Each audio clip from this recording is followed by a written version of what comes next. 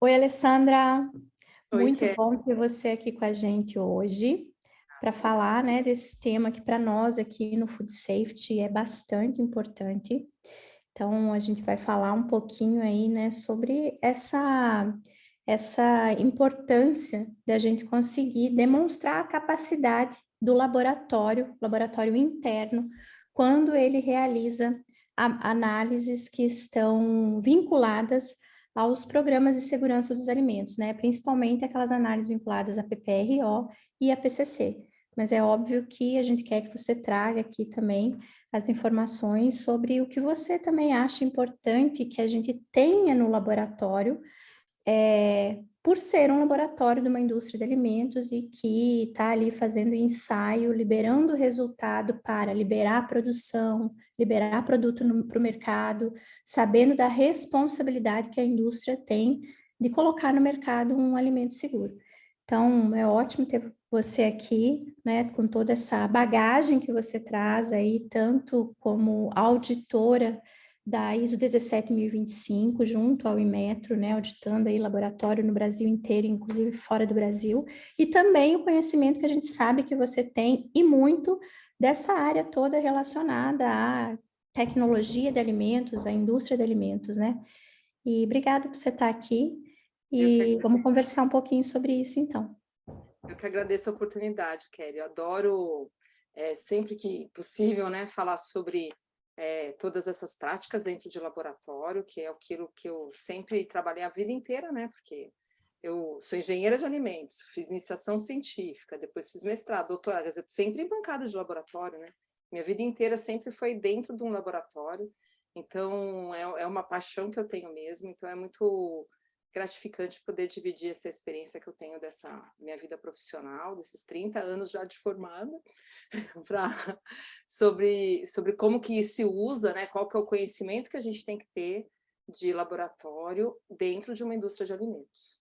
Que às vezes é uma área que ninguém dá muita pelota, não dá muita atenção, né? Então, vou mostrar qual é a importância disso. Obrigada pelo convite. Exatamente, acontece muito disso mesmo, né? A gente acaba não dando, às vezes, a atenção que deveria, né? Dando a prioridade que deveria em relação a vários requisitos, né? A qualificação, o olhar ali para a questão de estrutura também, né? Os investimentos que devem ser feitos para você garantir que realmente você tem a melhor condição para fazer para fazer um ensaio, né? E aí, a hora que a gente bate o olho realmente nisso é quando um problema acontece, né? Sim, Quando um problema acontece, aí a gente vai lá e, poxa vida, o que está acontecendo de errado nesse laboratório? A gente já vai direto no gestor do laboratório e no analista, né? O que vocês estão fazendo errado aqui? Por que esse resultado não está dando certo, né? A gente já vai assim. fora a pressão, né? Que Exato. eu vejo porque dentro, geralmente os laboratórios estão dentro ou próximos da produção. E aí, Exato. e aí precisa liberar, chega o caminhão com a matéria-prima, precisa liberar o caminhão. E aí aquela pressão que o analista tem ali para fazer o ensaio. E aí, de repente, no meio do processo, tem que liberar também uma etapa. Então, é outra pressão que está ali envolvida. Então, essa pressão dentro do laboratório, essa dinâmica que acontece dentro de um laboratório de indústria, se não bem cuidado, ele leva muito a erros analíticos nessa marcha analítica. Porque é um caos Exato. que tem ali, né? Que é uma coisa que o analista, muitas vezes, é um trabalho muito delicado. A produção não é muito delicada, mas o trabalho de ensaio é. Exatamente. O tempo de resposta que se precisa, às vezes, né, não condiz entre produção e a técnica usada ali no laboratório, que às vezes existe forma de ser mais rápido, mas às vezes não existe forma de ser mais rápido e você não tem como fazer mágica, né? Não Você tem que tem. seguir um protocolo, um procedimento e pronto, né? Isso. E acaba sendo um gargalo, né? Muitas vezes não olhado, porque aquilo e é um pouco, às vezes, esse olhar da qualidade que você conhece muito, né? Que por muito tempo foi o gasto, né? Era um gasto e não é um investimento. Continua sendo em algumas empresas, né? Não mudou ainda para todo mundo isso, né? Tem Infelizmente. essa mentalidade, aí o laboratório é o maior gasto, né? É um gastão, porque É um tudo dentro do gastão. laboratório é caro. Então, é um lugar que o pessoal não investe, é um lugar que o pessoal não cuida, é um lugar onde as pessoas que estão trabalhando são muito pressionadas. E muitas vezes, quando eu me deparo dentro de um laboratório de indústria, eu falo, meu Deus do céu, como é que o cara tem que ter... Então, assim, ele tem que ter muita concentração para produzir um resultado válido. Então, se você não tiver um processo bem padronizado, se você não tiver tudo muito bem ajustado, a chance de erro é muito grande. Exato. Muito grande. Então, é nesse sentido que, assim, toda esse olhar de uma norma, né? De você poder cuidar do processo analítico da maneira como ele merece, né? Da mesma maneira que a gente cuida da segurança de alimentos quando a gente analisa os pontos críticos dentro de um processo de produção, esse é um baita ponto crítico que a gente tem ali. E muitas vezes é negligenciado, muitas vezes é muito comum. Então, acho que é bacana a gente conversar sobre isso hoje para poder ampliar um pouco esse olhar, né?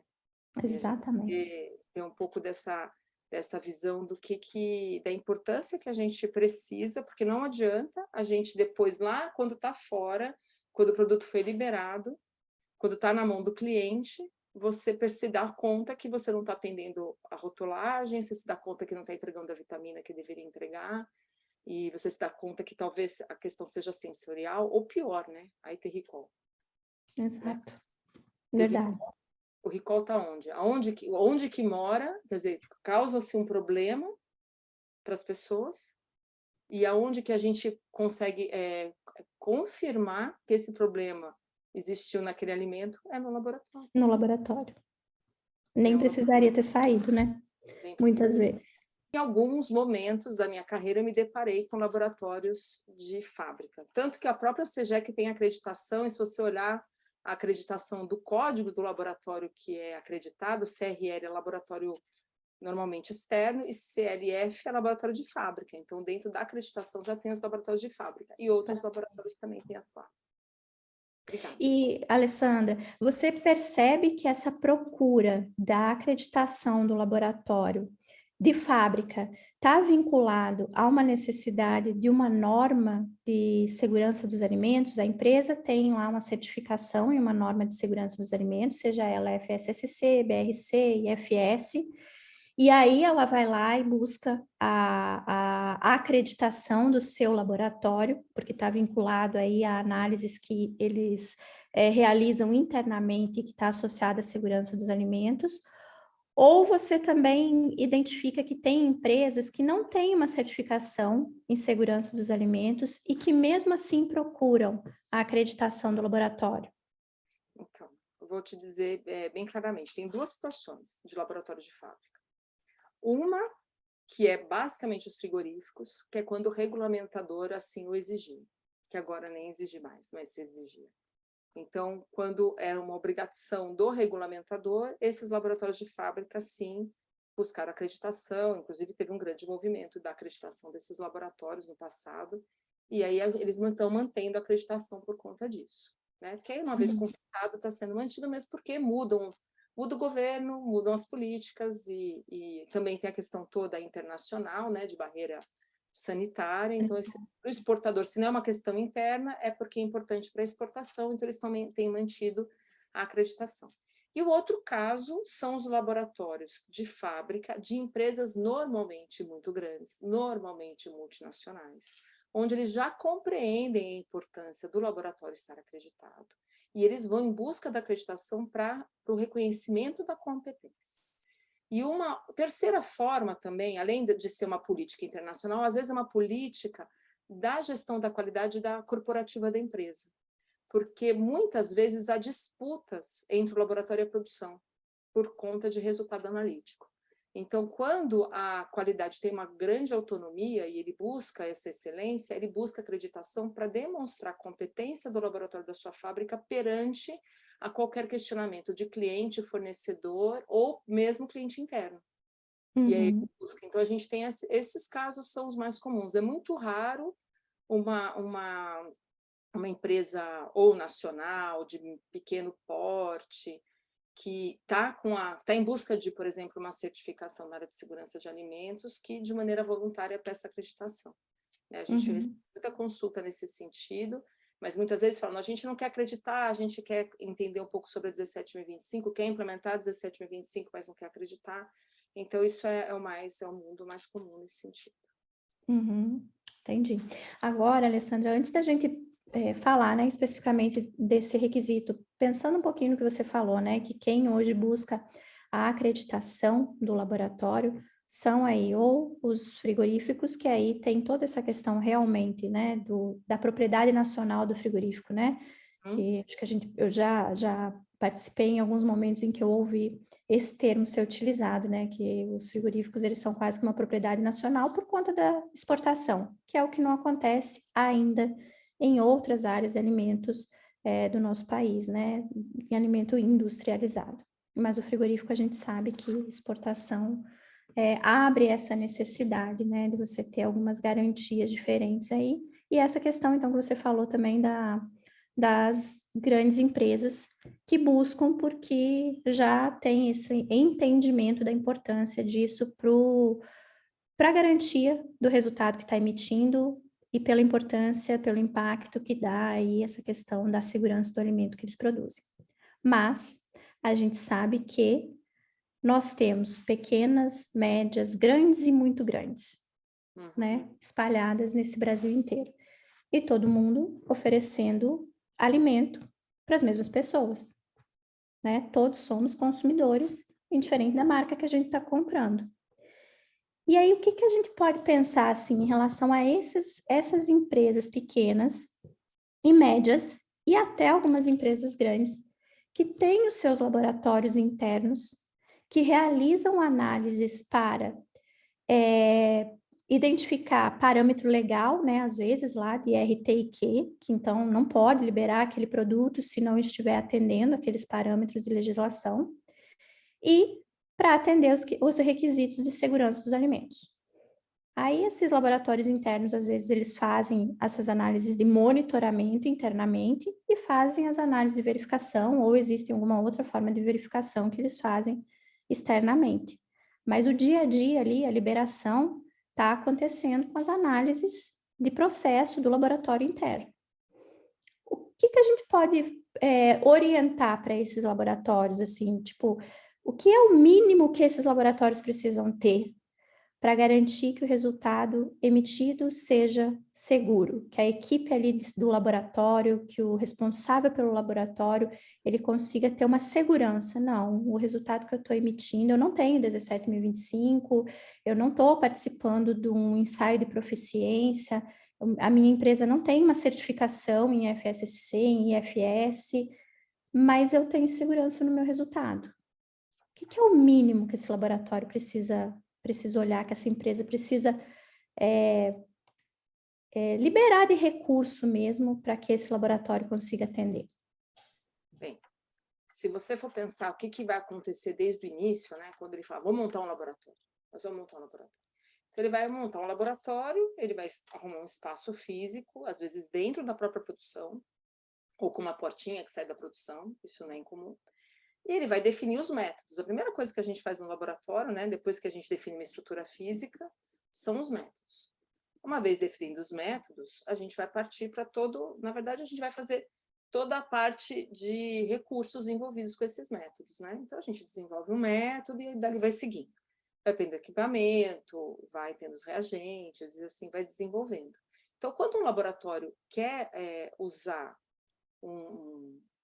uma estrutura para poder fazer a produção de resultados válidos, né, independente se ele tem sistema de gestão da qualidade ou não, se ele tiver uma forma, que é o que a gente sempre, a vida inteira fez, porque a pessoa que estiver dentro desse laboratório, em algum momento, ele passou numa escola onde tinha, né, método e tinha o registro, fazia relatório, porque é assim que a gente se treina, né, como técnico dentro da faculdade.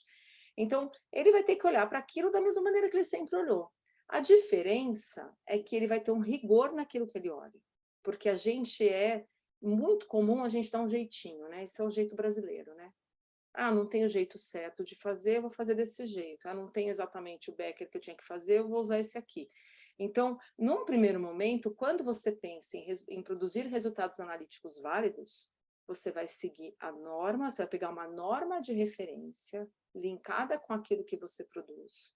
Então, você vai pegar uma norma confiável, se for métodos, por exemplo, da área que atendam o Ministério da Agricultura ou parecido, né, que você tem que atender a legislação, você vai procurar métodos da ISO, por exemplo. Se, na verdade, não tiver lá tudo lá, você pode usar métodos da OAC, que é outra norma bem conhecida da nossa área, ou até o próprio Adolfo Lutz, que seja. Né? Se você estiver usando e você não tiver compromisso nenhum, você vai pegar o Adolfo Lutz, que se baseia em métodos da OAC na sua maioria. Então, você vai seguir o que está lá. E aí, a pessoa que tem que fazer, ela tem que saber exatamente o que ela está fazendo. Então, a consciência do analista em saber seguir o método e não promover desvios ou promover desvios mínimos, eu acho que essa é a tal da capacidade de você reproduzir resultados válidos e repetitivos. Porque eu acho que um grande erro é esse, é você simplesmente fazer alterações em metodologia sem dominar tecnicamente aquele método. Então, a gente está falando de uma pessoa ter recursos de equipamento, ter recursos de infraestrutura, então a gente está falando de infraestrutura física, bancadas adequadas, equipamentos adequados, pessoas treinadas, ou pessoas competentes que vão se autotreinar no desenvolvimento desses métodos. E aí a gente vai para outra parte que muitas vezes é negligenciada, que são os controles da validade dos resultados. É o tal do controle de qualidade do ensaio, né? Porque muitas vezes a gente confunde o controle de qualidade da produção com o controle de qualidade do ensaio. Aí vai lá, faz uma medida e está tudo bem. Né? Como é que eu sei que eu estou medindo direito? Como é que eu consigo saber que eu estou fazendo de maneira adequada? Aí a gente tem dois caminhos, basicamente, para fazer isso. Né? Ou eu uso materiais de referência, então eu uso padrões, onde eu consigo saber se aquilo que eu estou fazendo é adequado. Vamos pensar que eu quisesse saber o teor de cloreto de sódio num produto. Então, uma das maneiras para eu saber se o método é válido é eu medir uma quantidade conhecida de cloreto de sódio num produto. Então, eu pego o produto sem sal, adiciono sal e vejo se eu consigo medir aquilo que eu adicionei. Essa é uma maneira de um controle de qualidade interno. E a outra maneira é a gente se comparar com outros, né? Então, se esse laboratório faz parte de um conjunto de laboratórios dentro da indústria que faz métodos iguais, ele pode se comparar com resultados, então amostras que são as mesmas são comparadas, ou ele contrata ensaios de proficiência. E isso que eu estou falando para você nada mais é do que do item 6 da 17.025 até, basicamente, o 7.8 da norma. Porque depois eu tenho que reportar esse resultado. Não adianta eu fazer todo esse trabalho e mandar informação distorcida para a produção, ou para quem é meu cliente. Eu tenho que manter ele de maneira adequada. Então, o reporte de resultado mais simplificado possível pode ser colocar um número no SAP. Não tem problema. Né? Mas eu tenho que saber o que eu estou colocando, porque às vezes eu estou fazendo as coisas em miligrama, né? E é micrograma, o que seja, né? Olha a diferença que eu vou fazer, né? É grama, eu estou fazendo em miligrama. Então, assim, a forma como eu reporto um resultado faz toda a diferença. Então, se você olhar 17.025, por isso que ela é uma grande ferramenta, é uma ferramenta extremamente útil. Se eu olhar 17.025, mesmo não a implementando e seguindo esse processo, então é pessoal, depois acomodações, né, as condições adequadas para fazer, os equipamentos adequados. Aí a gente vai falar de rastreabilidade metrológica mais para frente, um pouquinho, mas muitas vezes não se tem, dentro dessas indústrias, se elas não forem ter nenhum tipo de certificação, não vão ter. Aí eu tenho um método adequado, eu tenho uma amostra, né? Então eu sei fazer, que aí vem a parte da amostragem que é tão importante, não adianta nada, absolutamente nada, eu fazer um ensaio dentro de uma indústria de alimentos se eu não fizer uma boa amostragem. Você não é representativo, né? Eu não represento o todo, né? Porque na verdade, o que eu faço na parte analítica é representar o todo por uma parte. E esse pedaço, muitas vezes o laboratório não é responsável, mas a conversa com quem faz é fundamental, né? Aí eu preparo adequado dessa amostra, eu estou seguindo a norma, né? Estou seguindo a 17.025, a maneira como eu registro tudo que eu faço, para eu garantir a rastreabilidade do que eu faço, para caso eu seja questionado, eu conseguir demonstrar exatamente tudo que eu fiz, né? A incerteza de medição, nem vou falar nisso agora, mas ela é muito importante, porque se não tiver incerteza de medição, a produção vai dizer para você que o produto está dentro, você vai dizer que está fora, e os dois têm razão, se você não fizer incerteza de medição. Os dois têm razão, né? Porque a gente nunca faz uma medida de um dado, a gente faz uma faixa de medição. Então, e lembrando que às vezes a gente está falando de fábrica que trabalha em 3 turnos, né? Sim. Então, eu tenho pessoas diferentes em cada turno que vai implicar diretamente na minha incerteza de medição, né? Não, e a gente tem clientes que trabalham com a gente na consultoria, que tem laboratório em fábrica, e a gente percebe isso, né? Porque a gente, dentro desse processo da implementação da 17, A gente vai vendo analistas diferentes em turnos diferentes fazendo a mesma amostra em 7 repetições e a gente vê a diferença. Isso é nítido. E isso faz parte do processo de medição. Isso faz parte. E se você não sabe calcular a incerteza, aí você fala, não, mas parece que talvez, às vezes vocês falam que está certo, às vezes vocês falam que está errado. E, no fundo, é a incerteza da medição, que vem junto também, associada, muitas vezes, com a incerteza da forma como foi coletado e da natureza da amostra. Porque, às vezes, a amostra é muito pouco homogênea. Então, se você não tem um processo analítico bem padronizado, Kelly, o laboratório vira vida louca ali. Vai produzindo resultado, vai liberando, às vezes dá certo, às vezes não dá, e ninguém tem segurança do que está fazendo.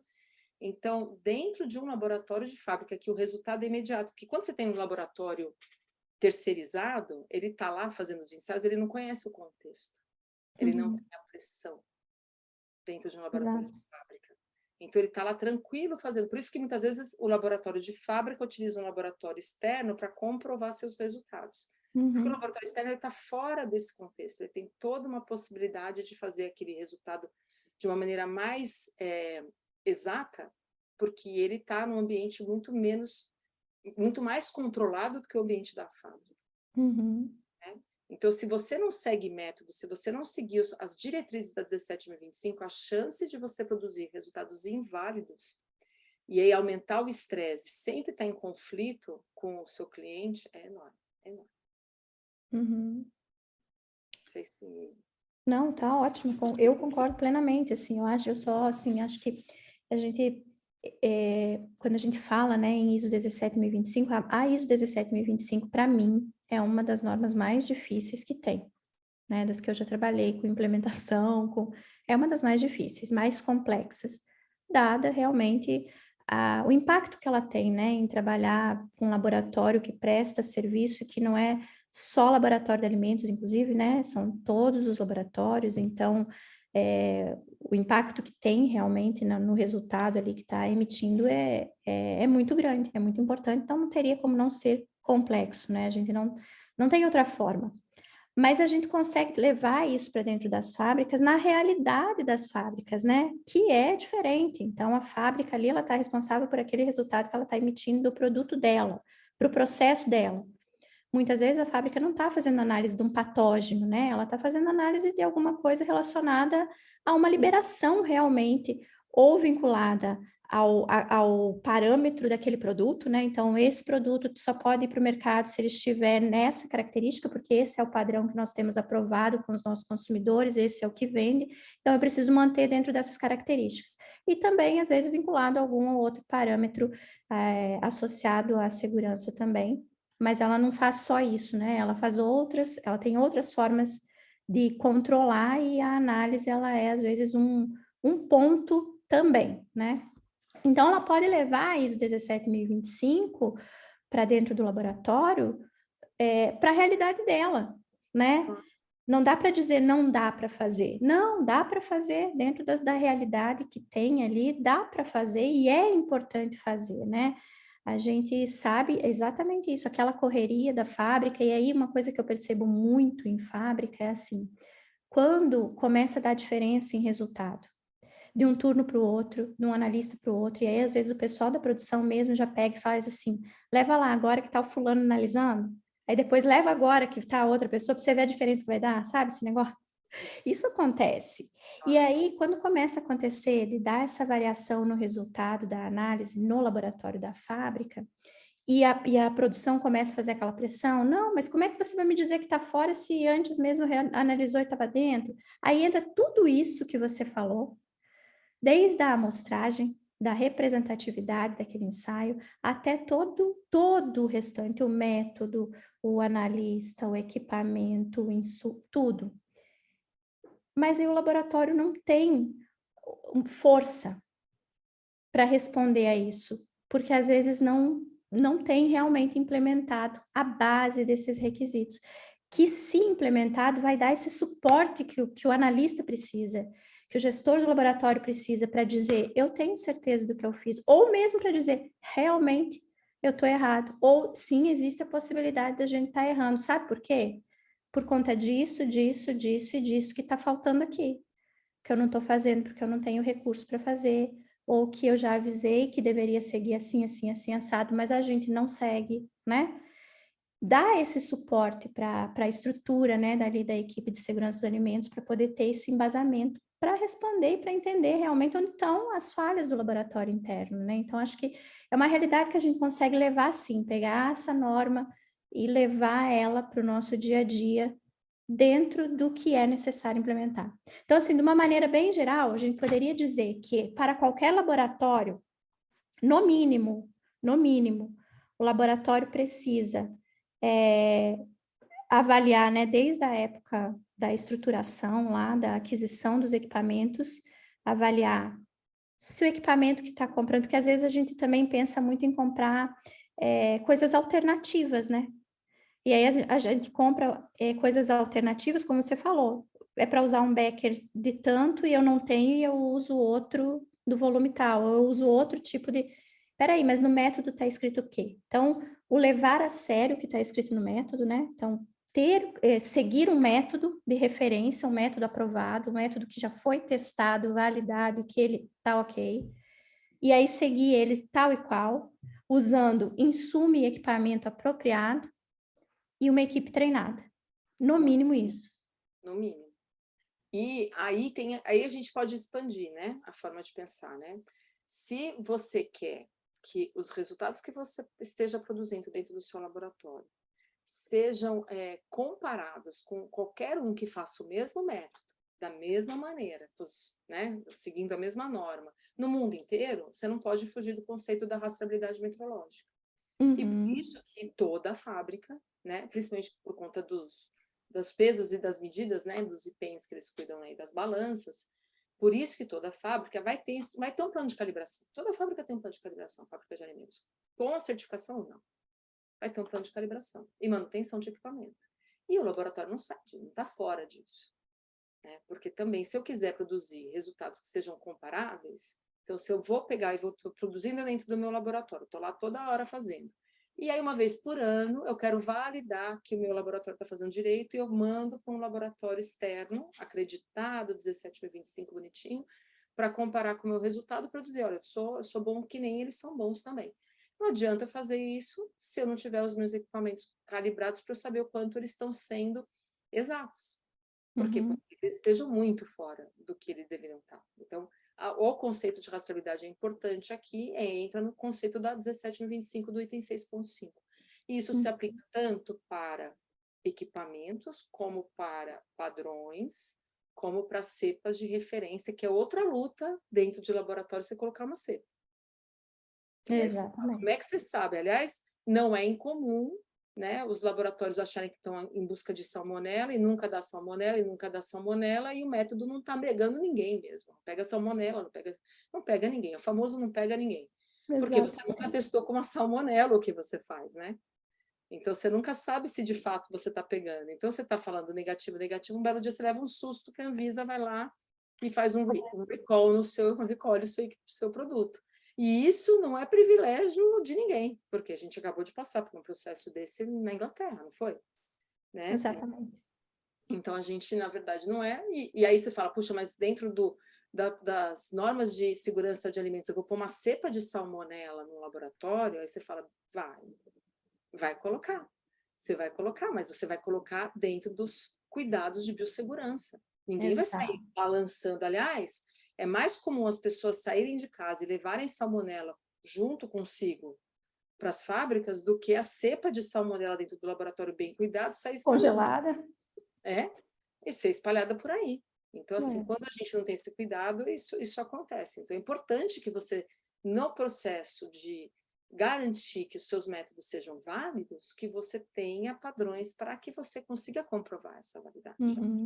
Isso é fundamental, porque aí você, na hora daquela reunião que vai ter todo mundo dentro da fábrica, que está o laboratório, está o pessoal lá da qualidade, está o pessoal da produção, está o pessoal da equipe de vendas, está o pessoal de segurança do trabalho, aquela ali, você poder bater no teu peito e fazer. Porque quem trabalha em laboratório de fábrica tem uma grande vantagem, que é quando comparado com o laboratório externo. É que o laboratório de fábrica, ele é específico. ele analisa sempre os mesmos produtos, ele analisa sempre as mesmas condições, e isso para método, e quem sabe, quem tem laboratório sabe muito bem, isso vale ouro. Nossa E você Senhora, consegue muito. ajustar o método todo para aquele produto. Então, assim, eu olho para o que tem que ser feito no laboratório de fábrica para produzir resultados válidos e atender as normas de segurança de alimentos, é coisa fácil, não é difícil, não é nada difícil. Em um dia você vai lá, você consegue mapear o que o cara tem que fazer. É fácil. E, no fundo, quem é o mais interessado que aquilo aconteça da maneira adequada, né, é a alta direção da empresa. É o mais interessado. Porque quanto melhor o seu laboratório, menos BO ele vai ter. Certeza que vai. Exatamente. E o pessoal da qualidade também. Então, assim, para mim isso é uma questão muito simples, que infelizmente, pelo custo que tem de ter um laboratório, ela é negligenciada, né? Muitas vezes ela é. Mas não é uma coisa assim... Claro que tudo na vida, né, Kelly, quando a gente estuda muito, quando a gente está muito dentro do contexto, aquilo que era difícil fica fácil. Eu entendo a complexidade da 17.025, porque ela é uma norma de competência, ela não é uma norma que está relacionada com o processo, ela está relacionada com o produto, ela está relacionada com competência. Competência é um contexto, é um conceito muito abrangente, né? Então, ele não é um conceito, ele é quase que um conceito mais filosófico do que propriamente um conceito muito objetivo, né? Mas para quando a gente que trabalha com isso no dia a dia, a gente consegue olhar com tanta assertividade o que precisa ser feito, que, olha, com um olhar bem feitinho, você resolve todos os problemas ali. E consegue dar uma segurança Super, que ótimo. se precisa, né? Tanto para a empresa quanto para a equipe que está ali trabalhando com isso, né? Claro. Às vezes o custo entre o fazer errado e o fazer certo nem existe, né? Nem existe diferença significativa entre estar ali fazendo errado e passar a fazer da forma correta. Não, o correto é mais barato. Exato. No fim das contas, sempre. Sim. Agora, falando especificamente do requisito, eu vou até ler o requisito aqui. Tá bom. A gente está falando da FSSC 22.000, versão 5.1, que trouxe aí essa alteração, né, na versão 5.1, onde os laboratórios precisam, o laboratório interno precisa conseguir comprovar competência no resultado que ele está emitindo, quando, como a norma é relacionada à segurança dos alimentos, quando o resultado está vinculado a um PPRO ou um PCC. Mas a gente sabe, como a gente contextualizou aqui, que os resultados emitidos e que estão aí vinculados a padrão de identidade e qualidade ou padrão estatutário também são importantes da gente ter a segurança suficiente para aquele resultado, né? Então, o requisito, ele fala o seguinte, ó, é o requisito 151, gestão de serviços e materiais comprados. Além da cláusula 7.1.6 da ISO 22000, a organização deve assegurar que, quando forem utilizados serviços de análises de laboratório para verificação ou validação da segurança de alimentos, estas sejam realizadas por um laboratório competente, incluindo os laboratórios internos e externos, conforme aplicável, que tenha capacidade de produzir resultados de testes precisos e reproduzíveis, utilizando métodos de testes validados e as melhores práticas. Por exemplo, a participação bem-sucedidas em programas de teste de proficiência ou programas regulamentares aprovados, ou a acreditação em normas internacionais como a ISO 17025. Então, aqui, para a empresa que vai fazer as análises em laboratório externo, ela vai solicitar que o laboratório tenha a ISO 17025, mas ela também pode solicitar que apresente uma competência, a competência através de um ensaio de proficiência ou outras formas.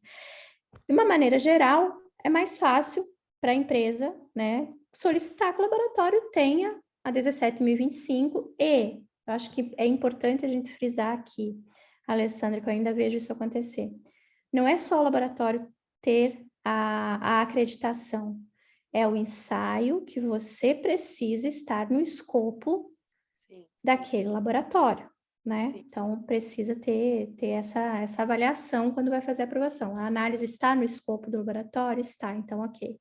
Agora, quando eu faço uma análise no meu laboratório interno, algumas vezes, na maioria das vezes, eu não vou conseguir, não vou buscar uma acreditação na 17.025. Então, eu posso demonstrar essa competência, a norma abre essa possibilidade, através da participação de um ensaio de proficiência com resultado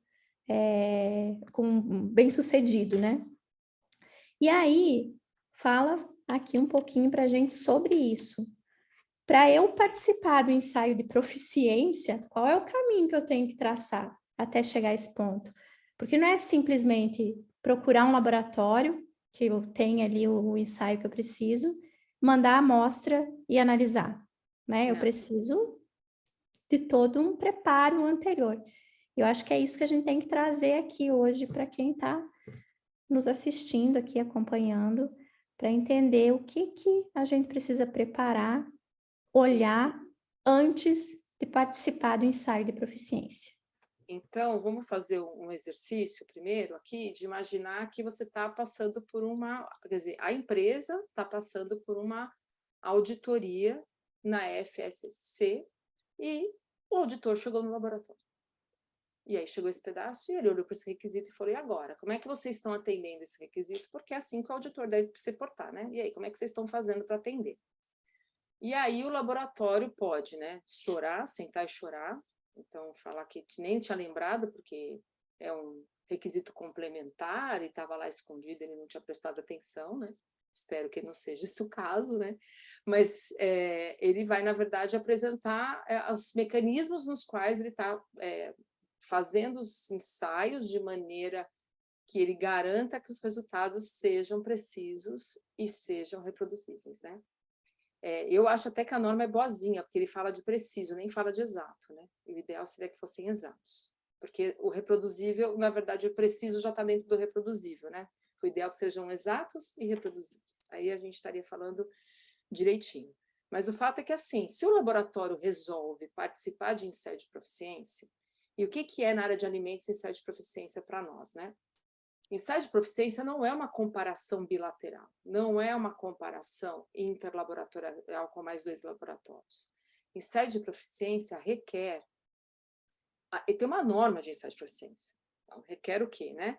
Que você se compare com pares de maneira estatisticamente válida. Se você se comparar, eu me comparo com você, vamos pensar, né? Eu faço salsicha e eu quero me comparar com você. E eu faço a salsicha, deu 10. Você faz o mesmo ensaio da salsicha, teor de proteína. Eu faço teor de proteína, deu 10. Você faz teor de proteína, deu 12. Aí eu falo, e aí? Tá tudo bem? Não tem como saber. A gente não sabe se o resultado é 10, é 12, se é 11, qualquer. Então, quando a gente fala de rodada de ensaio de proficiência, a gente está falando de um processo abrangente, bem documentado, que segue uma norma, que é a 17.043, e que existem empresas que são provedores de ensaio de proficiência que fornecem esse serviço, que vão fornecer amostras homogêneas estáveis para um grupo de laboratórios geralmente maior do que 12, onde todo mundo vai ensaiar, e aí tem algumas formas da gente saber se a gente está avaliando o nosso desempenho, se ele está sendo satisfatório ou não. Quando um laboratório resolve participar de um ensaio de proficiência, nesse nível, e no Brasil a gente tem 2 provedores que são acreditados, provedores maiores, né, que é o Senai e a Controlab, e vários provedores internacionais. Então, você tem que participar dos ensaios que você executa dentro do laboratório, dentro do contexto da FSSC que você tem. Tem que ser aqueles naquelas matrizes, não adianta você participar de um ensaio de pH em água para fazer pH de carne, né? Você tem que participar de pH de carne. Bem, para você poder ter um resultado satisfatório, para se comparar com seus pares, se você não tiver implementado todos os requisitos técnicos que te garantam um resultado válido, a chance de você falhar é enorme. Então, você vai apostar todas as suas fichas, ou na sorte, né? De você, por alguma razão, você escolher um número, eu olho para aquela carne e falo, acho que o pH dela é 6,3. E o resultado dá certo, né? Isso é uma forma, pode acontecer, pode.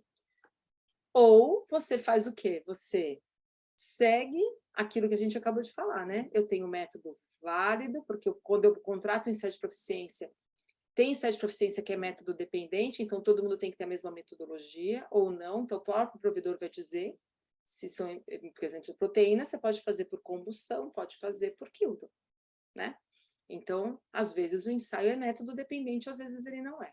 Então, se ele for método dependente, todo mundo tem que usar o mesmo método. Se não é, a gente vai fazer proteína. Tá? Então, para eu poder reproduzir e participar de ensaio de proficiência para ter resultados válidos, eu tenho que ter uma estrutura dentro do laboratório. E quanto mais fiel a metodologia, quanto mais os meus analistas forem treinados, quanto melhor o meu ambiente proporcionar que aquele resultado, que na verdade não invalide, porque o ambiente, na verdade, ele não pode atrapalhar. Ele não vai favorecer, ele não pode atrapalhar. Né? Ele não pode atrapalhar para não resultar. Então, você está dentro da fábrica, está fazendo um ensaio, tem barulho, tem vibração, e você está tentando pesar. Não dá, né? Então, se você conseguir, você tiver rastreabilidade metrológica calibrado, porque senão, se você não tiver calibrado, você pode estar totalmente... Você está fazendo tudo direitinho, mas está desviado. E você está fazendo olhar para o lugar errado. A calibração te coloca todo mundo olhando para o mesmo lugar. É isso que a calibração vai fazer, né? E aí, quando você está com aquele método bem implementado no seu laboratório, a amostra bem preparada, né? E a amostra bem preparada que vem do provedor, porque se eu não souber também manusear ela, eu vou fazer o ensaio errado. Se eu não souber registrar os dados e fazer as contas adequadamente, porque muitas vezes a gente tem que fazer conta, né? A gente tem que fazer titulação, a gente tem que padronizar a solução. Se eu não souber fazer todo esse processo e documentar, se eu não passar, eu não vou saber nem investigar o que aconteceu ali, qual foi a minha falha. Então, o que a gente está falando? Não adianta você não querer se acreditar, ou não precisa se acreditar, seguir a 17.025 e achar que vai participar de ensaio de proficiência. A tua chance de falhar é muito grande. Então, para atendimento desse requisito, você pode já ir para acreditação, então aí você já, né, na verdade, já vai para a situação mais extrema, mas que te dá mais segurança, porque o que a acreditação vai fazer, além da implementação da 17.025? Ela vai permitir que você se compare com pares no mundo todo. O laboratório que é acreditado na 17.025 no Brasil, ele faz parte dos acordos de cooperação internacional mútuo e ele produz resultados válidos comparáveis com todos os países que são signatários, que são mais de 70 países que são signatários dos acordos de cooperação internacional. Então, isso por si só já é uma grande vantagem de você só implementar 17.025 e você ter acreditada, né? Então, e além disso, você consegue seguir todas as políticas internacionais de rastreabilidade, de incerteza de medição, da própria participação de ensaio de proficiência, a frequência e as auditorias que são feitas, de uma terceira parte que faz a gente ficar na linha, né? A gente, na verdade, a gente não vai no médico todo ano, e o médico vai lá e puxa a nossa orelha, faz as medições e fala, ó, maneira, a gente não está se colocando na linha. Toda vez que a gente participa de uma certificação, de uma acreditação, a gente vai sendo aquela coisa a gente fica preocupado em se manter na linha. Esse é o grande benefício. Então, dentro desse sentido, a acreditação seria o jeito mais fácil para você apresentar para o seu auditor. Seguido, se você não quiser se acreditar, não é política, não tem interesse, ou, né, você acha que dentro do contexto da tua empresa o custo é alto demais para acreditação, porque claro que tem um custo, você parte para uma auditoria interna com base na 17.025. Se você tem a FSSC implementada dentro do seu laboratório, né, a 12.000, você provavelmente tem um sistema de gestão da qualidade, então você não tem que se preocupar com os requisitos 8 da norma, você não tem que se preocupar com os requisitos 5 da norma, você vai se preocupar com 6 e 7, que a gente já falou. É pessoal, acomodações, equipamentos, rastreabilidade metrológica, e pula compra, que isso também está resolvido. Análise crítica de pedido de proposta de contrato, a gente pula, que também isso dentro de um laboratório de fábrica não é importante. Aí a gente vai para método validado, método normalizado, a gente vai para amostragem bem feita, a gente vai para manuseio dessa amostra dentro do laboratório, que não necessariamente ela vai ser ensaiada naquele momento, ou ela vai ser ensaiada por várias unidades diferentes, né? Em vários métodos. Então, ela tem que ser bem cuidada. A gente vai pensar nos registros técnicos, a gente vai pensar na incerteza de medição, vai pensar na garantia da validade do ensaio, que é super importante, a replicata, são amostras controles internos, os ensaios de proficiência, e a forma como a gente vai reportar, para a gente reportar sem erro.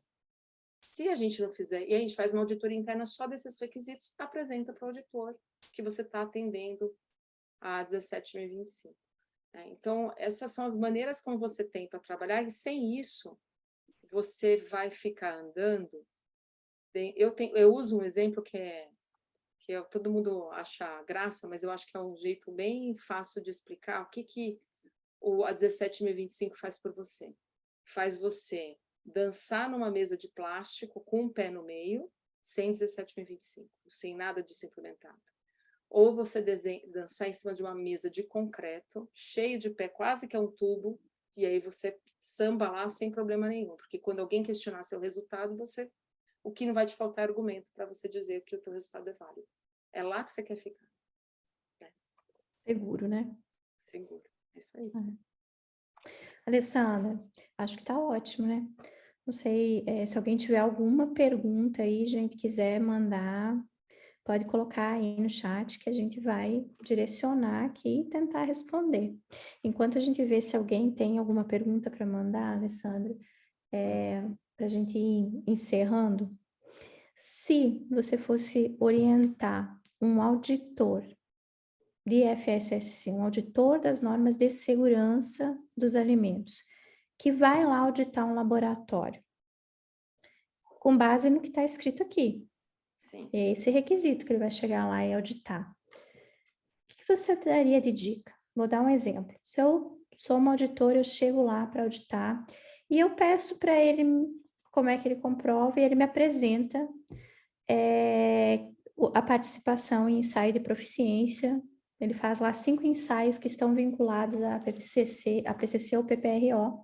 Ele me apresenta a participação nos 5 ensaios com um resultado favorável. Fui lá esse ano, auditoria anual. Fui lá esse ano, ele me apresentou. Fui lá no ano que vem, de novo, ele me apresentou de novo os mesmos 5 resultados do ensaio de proficiência e participou desses ensaios, aí quem fez esses ensaios todos foi a Maria, do turno A, mas a empresa tem turno A, B e C, só a Maria participou. E a Maria não está mais lá nesse segundo ano que eu vou. Pensando assim, nessa lógica, né? O que você orienta para esse auditor? O que ele tem que olhar? O ensaio de proficiência, a gente sabe que se a gente for pela 17.025, ele pode ser realizado de tempos em tempos. Sim. Mas qual é a validade do ensaio, só do ensaio de proficiência, numa situação igual a essa que eu estou exemplificando aqui? Então, existe uma questão, é que a norma, né, a própria FSC fala de ensaio de proficiência como um dos mecanismos, então ele Exatamente. Vai ser, né? E eu orientaria o auditor a pedir um plano, porque isso faz parte de todo o sistema de gestão. Qual que é o planejamento que você tem para poder cobrir o teu escopo todo, né? Então, assim, quando você vai olhar um resultado de ensaio de proficiência, no primeiro momento, você vai ver se a amostra que foi recebida e ensaiada, ela está dentro do contexto das amostras que você trabalha dentro do seu laboratório, porque às vezes não é. Elas são diferentes. Então, aí você tem que fazer, é como se você fizesse uma transferência de competência para analisar, né? Então, eu faço pH em, sei lá, carne moída e eu trabalho com salame. É a mesma coisa, né? Preparam mesmo? Quer dizer, eu posso dizer que tudo que eu faço para salame está certo porque eu passei no pH de carne moída? Então, isso é uma questão do cara. Como é que você consegue fazer essa transferência? E o laboratório vai ter que explicar, né? Então, esse é um processo que já vai ser complexo por si só. E aí ele pode ter uma série de ensaios que ele realiza, porque normalmente são vários, né? E ele vai ter que investir em busca de ensaios de proficiência que sejam mais próximos, ele tem que ter um planejamento de ensaio de proficiência que seja próximo, e tem que ser ensaio de proficiência. Ele vai ter que procurar provedores renomados, porque senão o consultor ou o auditor que estiver lá vai falar, ué, mas quem é que organizou? Como que é feita a análise dos resultados? Como é que garante que o teu resultado é satisfatório? Então, se você se apoia a só em ensaio de proficiência, você tem que fazer isso muito bem feito. E para você ter resultados válidos, você vai ter, de verdade, você vai acabar tendo toda a estrutura da 17.025 de maneira indireta. Então, não é mais fácil, não é mais prático você ter uma auditoria, nem que seja um relatório diagnóstico, né, feito por alguém dentro da própria empresa que possa dominar e conheça 17.025, né, que seja um bom checklist que você possa desenvolver, ou uma empresa que você contrata para fazer isso dentro da tua fábrica, que possa mostrar todo o teu processo de ensaio esteja sendo feita de maneira adequada, e aí você pode espaçar o teu ensaio de proficiência. Porque aí você tem duas formas de apoiar. É como se a gente falasse dessa mesa, né? Eu estou só com um pezinho de plástico no meio dela, quando eu faço o ensaio de proficiência de maneira pontual, porque é exatamente isso que você falou, ele vê um momento, numa situação, com aquele analista. Eu não estou enxergando o processo como um todo. Então, o auditor, no mínimo, tem que pedir um plano. Chega para ele e fala assim, fala um planejamento que você tem para abranger a competência, porque o que eu estou fazendo em ensaio de proficiência? Eu estou avaliando a competência através de um teste de desempenho por pares, né? Então, como é que eu consigo avaliar a competência de todo mundo aqui do meu laboratório através desse? O cara falou assim, eu vou ter que participar muito de ensaio de proficiência. Uma vez que eu faço uma auditoria interna, mesmo que seja uma auditoria interna simples e só dos requisitos 6 e 7 da 17, isso eu acho que para o auditor vai dar muito mais conforto. Fala assim, não, eles estão seguindo, eles calibram, eles têm um plano de treinamento, eles monitoram a competência da equipe toda, e aí eles têm um plano de ensaio de proficiência que é um requisito da 17, né? No 772 está lá pedindo ensaio de proficiência, então é um requisito que vai só apoiar todas essas ações que a gente toma dentro do laboratório. Então, eu acho que o auditor tem que olhar o contexto, tem que olhar o conjunto da obra, porque ensaio de proficiência é pontual, é uma foto do momento, e normalmente daquele grupo de analistas que resolve. Então, que a gente geralmente pega o melhor, né? Se a gente for escolher, vai pegar o melhor. Isso Ou ele tem. seja, se o auditor chegar lá e pedir para ver o ensaio de proficiência, ele tem que olhar quem foi que fez esse ensaio, né? Além de olhar também toda essa questão de qual foi a matriz utilizada, o método utilizado, é o mesmo método que está utilizando hoje no laboratório, e como que consegue comprovar que os analistas que não participaram do ensaio da proficiência também são competentes. Caso contrário, não tem validade. Tem validade para aquela pessoa. Então, assim, Para põe aquela ela pessoa. para fazer ensaio. Exatamente. Vai fazer sempre, né? Sendo que você pode usar até outros mecanismos, você pode comprar materiais de referência certificados e você pode testar, porque é lógico, você não vai poder fazer todo mundo fazer, você vai contratar ensaio de proficiência para a tua equipe inteira, né? Mas tem outras formas de você avaliar se a tua equipe é competente. E aí nós estamos falando de 17.025. Exatamente. Implementando de Certeza, validação, exato. não tem como, não tem. Olha, quem resolve fazer um ensaio bem feito, faz a 17.025. A 17.025, ela é simplesmente aquilo que a gente aprende a fazer num ensaio bem feito, não tem nada diferente. O que tem ali nessa complexidade, né? Acaba não tendo nada de diferente em relação assim, ó, que a gente, todo analista, todo técnico que aprendeu a fazer, executar ensaios de laboratório, ele segue esse rigor. Pegou uma norma, ele segue o rigor, não tem como ser diferente disso. Uhum. Então, assim, eu acho que a maneira mais fácil é ser acreditado. Pronto. Esse seria a nossa mesa de concreto. Aí a segunda forma de fazer é esse combo. Auditoria específica da 17, mesmo que seja só nos requisitos 6 e 7 da norma, somado com ensaio de Proficiência. porque é uma avaliação de competência por pares externos. Nesse conjunto, eu acho que aí é matador, a não ser que você esteja dentro de um contexto que o regulamentador exija que você, além disso, participe de ensaios de proficiência. O MAPA fazia muito isso no passado, ele era um provedor de ensaios de proficiência no passado, e ele testava os seus laboratórios credenciados e os laboratórios de fábrica de maneira externa. Além disso, você tem esse mecanismo. Né? Fora essas situações, eu não vejo. E tanto que a própria norma fala dessas situações. São elas. Exato. Alessandra, quero te agradecer. Foi ótima essa conversa, acho que foi muito esclarecedora. Eu acho importante a gente ter esses momentos e trazer pessoas como você falando com o profissional lá da indústria de alimentos, né, o profissional de food safety. Às vezes a gente só precisa ouvir uma palavra, uma frase para poder mexer, movimentar ou fortalecer algo que a gente precisa, às vezes levar para a alta direção, às vezes levar numa reunião, às vezes para discutir num planejamento estratégico, ou até para pensar em algo a ser colocado no planejamento financeiro, né, do próximo ano. E eu acho que você trouxe vários insights aí para o profissional de food safety, parar, pensar e avaliar o seu dia a dia de laboratório. Então, muito obrigada. Você sabe que eu sou sua fã, adoro falar com você, tirar dúvida. Você e a Camila são pessoas que eu admiro muito na atividade que vocês fazem e muito obrigada.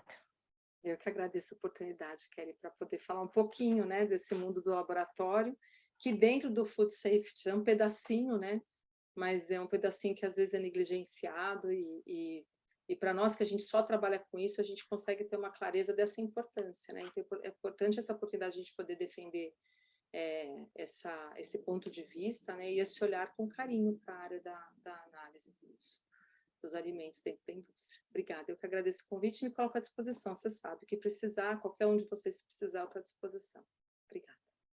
Obrigada, Alessandra.